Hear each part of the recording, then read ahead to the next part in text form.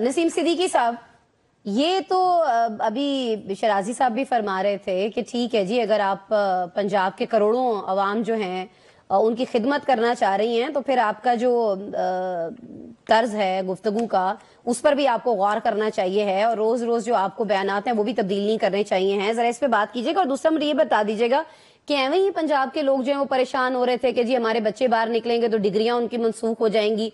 असल माँ तो ये है ना जिन्होंने खड़े होकर कहा है कि मैं तो देखना ही नहीं चाहती कि आपके हाथ में डंडे हों या आपके हाथ में पत्थर हों, तो फिर घबराने की क्या जरूरत है? प्रोटेक्शन तो वो दे रही है ना बच्चों को। लेकिन ये जरा बता दीजिएगा कि कुछ दिन पहले क्यों इनका रवैया कुछ और था, मुख्तलिफ क्यों था, धमकियां क्यों दी जा रही थी? असमा, बड़ा इंटरेस्टिंग सवाल है आपका। पहले तो मैं शिराजी साहब वाली बात एक करूंगा कि मैं प्रोग्राम में एक बैठा हुआ था और हमारे साथ नासिर बेग चुगताई साहब भी थे जो कि बहुत सीनियर हैं। तो मैंने किसी बात पे एक मुहावरा यूज किया कि फलां लोग तो लट लेके पीछे पड़ जाते हैं।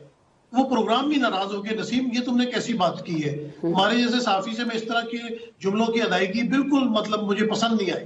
मैंने प्रोग्राम के बाद फोन किया, मैंने कहा नासिर बेग चुगताई साहब ये मुहावरा है, तो मैंने ऐसी क्या गलत बात कर दी? तो उन्होंने कहा इससे बेहतर मुहावरे भी हैं, आपने वो क्यों नहीं इस्तेमाल किया?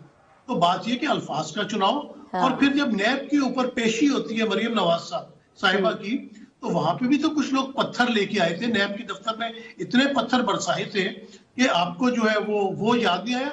अच्छा, दूसरी बड़ी इंपॉर्टेंट बात है, मुझे जरा इंटरप्रेट बोलने दीजिएगा। आप सबने सुना होगा सांचे में जो चीज ढाली जाती है ना, उसको आप तब्दील नहीं कर सकते। अब जो बच्चे अर्ली 90s में पैदा हुए और जब वो थोड़ा थोड़ा होश संभाल रहे थे तो उन्होंने देखा कि पाकिस्तान में एक खुबरू यूनानी द्वैता समा एक आदमी इमरान खान जो है वो वर्ल्ड कप इसने क्रिकेट का जीता था और ये कैंसर हॉस्पिटल बना रहा है। वो स्कूलों में जाता था, बच्चे चंदा जमा करते थे, वो देखते थे कि अपनी वालदा के प्यार मोहब्बत में एक शख्स जो है और देखने में भी खूबरू हैंडसम, और वो इतनी तगोदो कर रहा है, हॉस्पिटल बना रहा है, फिर उसने निमल यूनिवर्सिटी बनाई। इन चीजों के साथ बच्चे बड़े होते जा रहे हैं। बच्चों को हीरो टाइप एक कैरेक्टर था ना उनके सामने। जी, सुनिए बड़ी इंटरेस्टिंग बात है। बच्चे जब थोड़े बड़े हुए तो 1999 में उनको बताया गया कि नवाज शरीफ जो है वो हाईजैकर है, उसने आर्मी चीफ का जहाज अगवा करने की कोशिश की, ये करप्ट लोग हैं, उन्हें मुल्क बदर कर दिया गया। जरदारी साहब को मुल्क से निकाल दिया गया, 14 साल उन्होंने कैद काटी, 10% उनका नाम था। इन चीजों के साथ बच्चे जवान हो रहे हैं। फिर जिस तरह भी रियासत की तरफ से बयानिया लाया गया, करप्ट है, चोर है, अब इन्होंने अरबों खरबों की चोरी की है, बैंक फ्रॉड आ गया बीच में, मनी लॉन्ड्रिंग आ गई। अब ये बच्चे जवान होते चले जा रहे हैं और एक शख्स इमरान खान का बहुत ही पॉजिटिव उनके सामने करैक्टर आ रहा है। और जब वो थोड़ा सा कंप्यूटर यूज करना शुरू किया तो उन्होंने अपनी पैदाइश से पहले की जब वीडियोस डाल के देखी क्रिकेट की, तो उन्होंने कहा ये तो क्रिकेट में भी बड़ा हीरो था। जब इन तमाम चीजों के साथ वो मैच्योर हो चुके हैं तो ना उनका कोई माँ ना उनकी कोई बाप बन सकता है।